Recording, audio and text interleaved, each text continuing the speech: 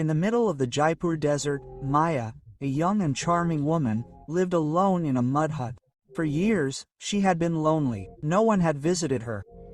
One evening, as she sat on a high sand dune, she heard footsteps in the distance.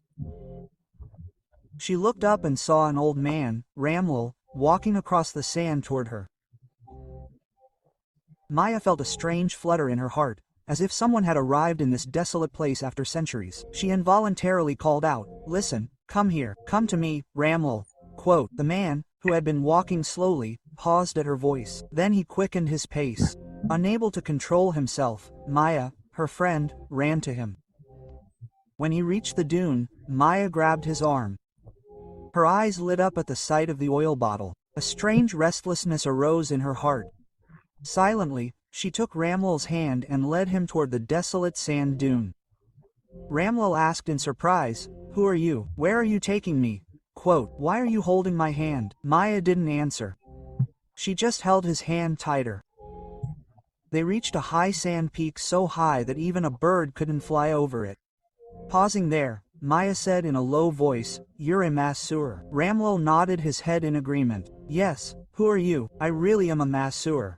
Quote, hearing this, a wave of joy crossed Maya's face. "So, can you massage my back?" Ramlal asked nervously, "Are you in your right mind?" "I only massage men." "You're a girl." Quote. Maya quickly grabbed her waist and, sitting down, groaned, "It hurts here.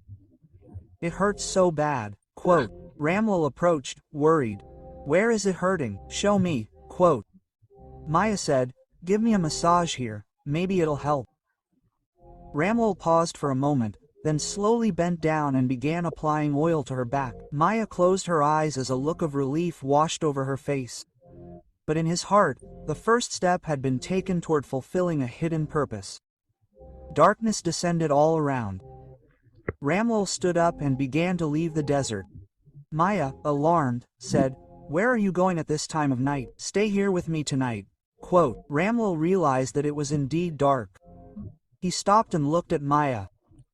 Maya was young and beautiful. He simply gazed at her. Then, uncontrollably, he stepped closer. He approached her, looked into her eyes, and said, "Okay, I'll stay with you today. But where is there a place to sleep here?"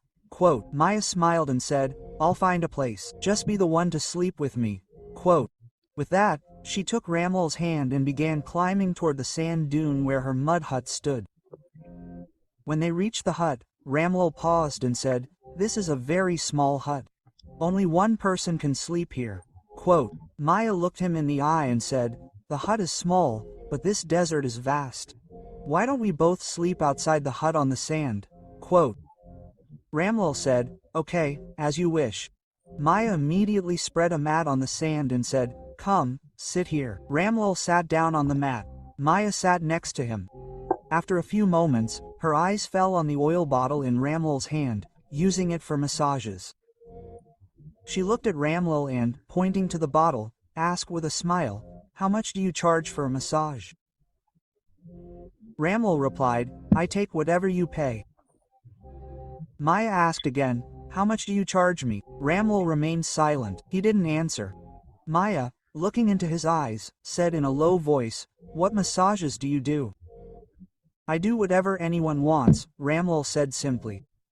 Hearing this, a faint smile appeared on Maya's lips. She got up, went inside the hut, brought wood, lit a fire, and then boiled 2 eggs and placed them in front of Ramlal. Surprised, Ramlal asked, "What was the need for this?" Maya said softly, "It's very cold here. Eat these, they'll help." Quote. Ramlal looked at him questioningly, but remained silent. She ate 1 egg and asked, "And you, won't you eat anything?" Maya replied, "I don't feel cold. This is for you. You need it, not me." Quote. Ramlal wondered what Maya really meant, but couldn't understand. He ate the 2nd egg too. By then, the clouds had darkened. Ramlal lay down on the mat. Maya also lay down on another mat nearby, and they both fell asleep.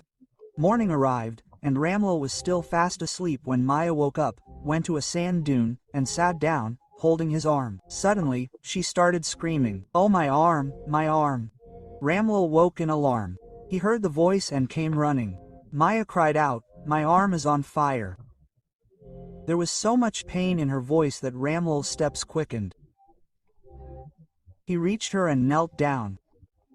Gently, he asked, "Where does it hurt?" He began gently touching her arm.